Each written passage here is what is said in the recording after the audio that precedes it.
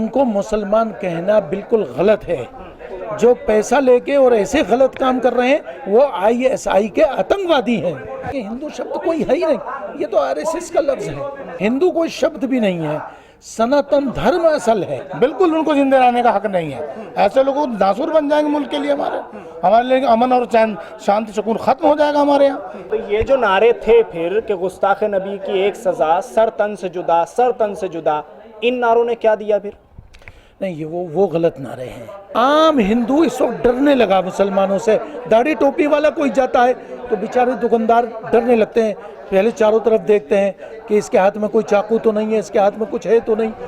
और जो मुसलमान शरीयत को और हुजूर के दामन को नहीं पकड़े हैं वो महफूज नहीं है। मैं क्लियर बता देना चाहता हूँ।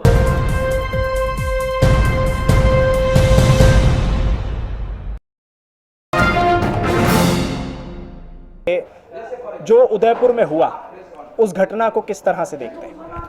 देखिए, उदयपुर की घटना जो है वो बड़े शर्मनाक है, देश के लिए और सभी लोगों के लिए शर्मनाक है। वो घटना देश को कमज़ोर करने वाली है और मैं ये समझता हूँ कि इसमें सरकार जिम्मेदार है। क्योंकि सरकार अगर शुरू में 20 दिन पहले जो वाक़या हुआ, हुजूर की शान में गुस्ताखियाँ हुई जिन लोगों ने की, अगर उस पर एक्शन ले लेती सरकार और थोड़ा बहुत जो एक्शन लिया वो अरब मुल्कों की दबाव में लिया, आपने पार्टी से निकाला, लेकिन आपने आज तक उनको जेल नहीं भेजा, सुप्रीम कोर्ट के कहने के बावजूद नहीं भेजा। तो ये तमाम हालात देश के जो आ रहे हैं सामने, ये बिल्कुल क्लियर हो गया है कि सरकार इन लोगों को बचाने की कोशिश कर रही है। और उसका जो उदयपुर की घटना का मामला आया सामने, वो उसकी हम सब लोग मजम्मत कर चुके हैं और आज भी मजम्मत करते हैं कि ऐसा नहीं होना चाहिए था। क्योंकि वजह यह है कि उसमें ये मीडिया के ज़रिए ये सब बातें छन छन के सामने आ रही हैं कि वहाँ के गुलाब सिंह कटारिया हैं विपक्ष के नेता, और वो जो लड़का जिसने ये हमला किया है वो उनके साथ था 3-4 साल से। तो जाहिर है कि इसमें बीजेपी का मामला सामने आ रहा है। कितना सच है, कितना ये है कि ये तो जांच का विषय है और तहकीक का विषय है, लेकिन बहरहाल ये भी काबिल मजम्मत है और इस तरीके से बीजेपी को आगे बढ़कर उसकी मजम्मत करनी चाहिए, खंडन करनी चाहिए, जो आज तक नहीं किया। तो इसलिए मामला अब सारी दुनिया देख रही है, सभी लोग देख रहे हैं। और इसके अलावा आपने नाम लिया बीच में, अभी कुछ लोगों ने, हमारे प्रेस के लोगों ने, सियासी नेताओं का, जहां जज बेचारे डरे बैठे हैं और इंसाफ नहीं मिल पा रहा है। बाबरी मस्जिद के सिलसिले में भी इंसाफ नहीं मिल पाया, तो उसमें भी हमें अफसोस है। इसके अलावा आगे चल के आप देखिए, जो नेता हैं दूसरे विपक्ष के, थोड़ा बहुत अगर कहीं ना कहीं बोल देते हैं तो वो मैं समझता हूँ राहुल गांधी बोल देते हैं, लेकिन उसके अलावा अखिलेश हो गए। अखिलेश को भरपूर तरीके से मुसलमानों ने यूपी में वोट दिया, जी जान से दिया, और यहाँ तक कि ओवैसी साहब को वोट नहीं दिया और अखिलेश को चला गया सारा वोट। भी तो बोलते हैं। मैं ये कह रहा हूँ कि उनको भी नहीं दिया। तो अखिलेश को इतना एतमाद जब दिया मुसलमानों ने, आज अखिलेश NRC के मसले पे धरने पे शाहीन बाग में नहीं आके बैठे, और मुस्लिम मसाइल जितने भी उठे उस पर अखिलेश नहीं आए।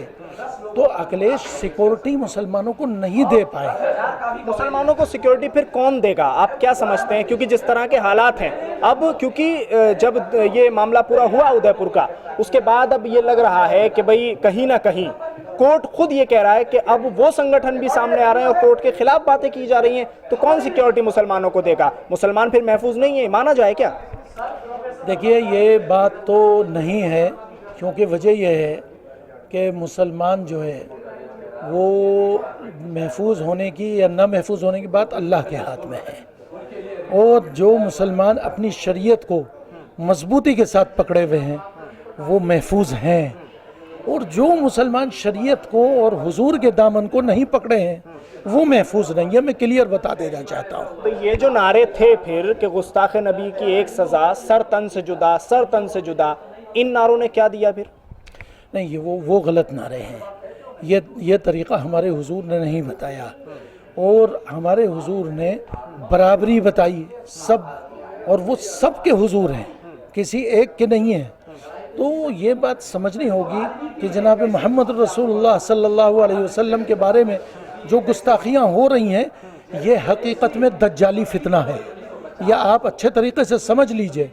और ये सारा का सारा मामला इजराइल से चल रहा है, और वहाँ से सिखाया जा रहा है इन लोगों को, और ये दज्जाल को निकालने की एक साजिश है। ये फितना निमटेगा कैसे, खत्म कैसे होगा? ये इंशाल्लाह हमारे हुजूर की पेशीन गोई है, और ये हम लोगों को भाईचारे का काम करते रहना है। मैं इस पर आ रहा हूँ, भाईचारे पर आ रहा हूँ, लेकिन एक सवाल आपसे लेना चाह रहा हूँ मैं। नुपुर शर्मा का होना क्या चाहिए, क्योंकि गिरफ्तारी तो अभी तक हुई नहीं है, पार्टी से निलंबित कर दिया गया है, क्या होना चाहिए? इंसाफ की बात तो ये, जो खतावार है उसको सज़ा मिलनी चाहिए। इंसाफ का तकाजा तो यही है। अगर किसी को बढ़ावा दिया जाएगा इस तरह, तो कोई ना कोई बार बार बोलता जाएगा, और फितने पैदा होते चले जाएंगे। रोकने का तरीका तो हुकूमत के पास ये होता है, जो खता करे, किसी की धार्मिक भावनाओं को ठेस अगर पहुंचाता है, तो उसके ऊपर जो मुकदमे कायम होते हैं उसको करके जेल में डालना चाहिए, जब ही रुकेगा। तो हुकूमत पक्षपात कर रही है, और क्या है, क्या मालूम उसको ये ऐसी सोच हो कि भाई हम इसको और बढ़ावा दें। इस पक्षपात से नुकसान क्या होगा? देश टूटने की कगार पर जा रहा है, बार लोगों को नुकसान हो रहा है जिंदगी को। तो ये सब उनकी अपनी सोच है, वो इस तरह क्या करना चाहते हैं, कहाँ लेके जाना चाहते हैं। मुझे जो उदयपुर में हुआ, दाढ़ी टोपी वाले दो लड़कों ने जो उदयपुर में किया, हालांकि बीजेपी से उनका लिंक निकल गया, लेकिन उन्होंने जो वीडियो बनाया बाद में, उसमें वो पक्के मुसलमान खुद को दिखा रहे थे, और हुजूर का सबसे बड़ा फॉलोवर खुद को दिखा रहे थे। उन लोगों का क्या इलाज है, और उन जैसी सोच रखने वालों का क्या इलाज है? उनको फांसी देनी चाहिए, कतई भी नहीं खुला छोड़ना चाहिए ऐसे लोगों को, कोई मतलब ही नहीं बनता है। और वो जहाँ तक है किसी साजिश का शिकार हुए हैं।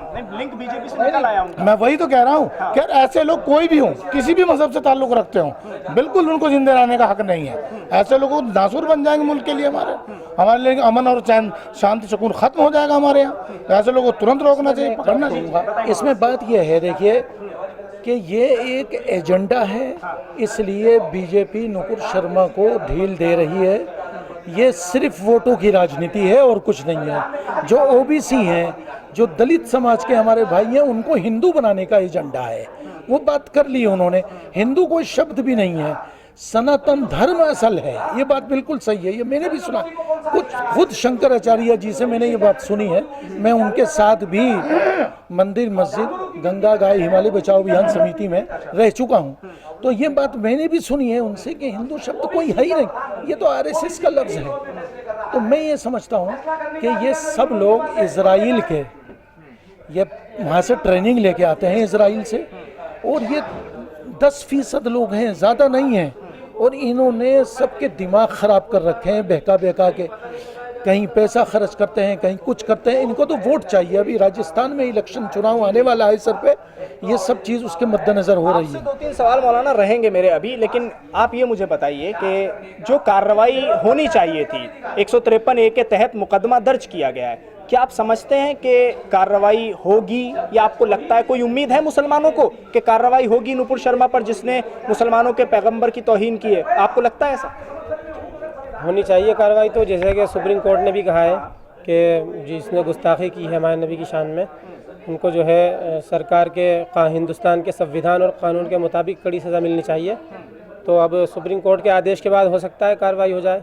अच्छा, ये भी बता दीजिए मुझे कि जिस तरह से उदयपुर में हुआ, वो जो लोग थे, उन दोनों के साथ क्या होना चाहिए, और उन जैसी मानसिकता रखने वालों के लोग साथ क्या हो? ऐसी मानसिकता रखने वाले जितने भी लोग हैं, सबको कानून के मुताबिक, संविधान के मुताबिक जो भी सज़ा है वो कड़ी से कड़ी सज़ा मिलनी चाहिए। ठीक। मौलाना साहब, आखिरी सवाल आपसे मेरा ये है कि आप लोग कह रहे हैं कि साथ मिलकर चलेंगे, मुसलमान, दलित, ये तमाम लोग जो हैं वो प्रताड़ित हैं, इनको साथ लेके चलेंगे। ये मुझे बताइए, मुसलमानों के लिए तो बहुत सी मुस्लिम तंजीमें हैं जो काम कर रही हैं, दलितों के लिए भी कर रही हैं। जमीयत उलमा की बात कर लीजिए, पर्सनल लॉ बोर्ड की बात कर लीजिए, जमीयत उलमा खुद लगातार काम कर रही है मुसलमानों के लिए, तो अलग से चलने की क्या ज़रूरत है? नहीं, देखिए, बामन मिश्राम साहब जी, बहुत ही अच्छे आदमी हैं, और वो बहुत सलीके से काम कर रहे हैं, और वो हुजूर के, मैं तो ये कहता हूँ, वो हुजूर के बताए हुए रास्ते पर चल रहे हैं। भाईचारे का पैगाम, इंसाफ पसंदी का पैगाम, बाबा साहब भीमराव अंबेडकर को मजबूत करने का पैगाम, इसलिए कि देश मजबूत होगा, हमारा ये सेकुलर देश है। तो क्या मुसलमान और मुस्लिम तंजीमें हुजूर के रास्ते पर बताए हुए नहीं चल रही हैं? क्योंकि आपने तो अभी अपनी प्रेस कॉन्फ्रेंस में कहा कि कहीं ना कहीं पीछे हो गए हम।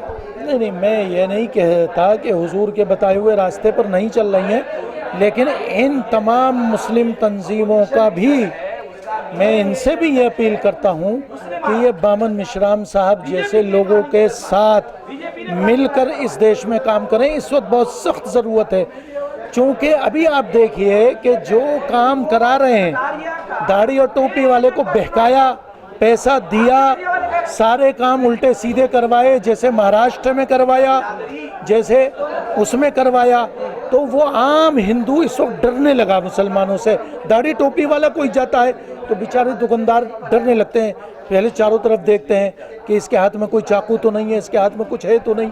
एक तरीके से मुसलमानों को बदनाम करने का एक बहुत बड़ा गेम प्लान था, अल्लाह ने उसको कामयाब नहीं होने दिया। सब मुस्लिम तंजीमें खड़ी हो गई कि इन जालिमों को सज़ा दो और फांसी दो, और वो बात कलई अब खुल गई।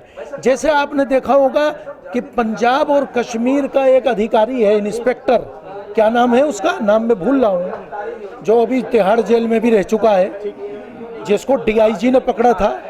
तो ऐसे लोग बीजेपी के पास काफ़ी हैं, मुसलमानों में भी हैं, मुसलमानों में भी ऐसे लोग हैं, और मुसलमान भी देखिए, उनको मुसलमान कहना बिल्कुल गलत है।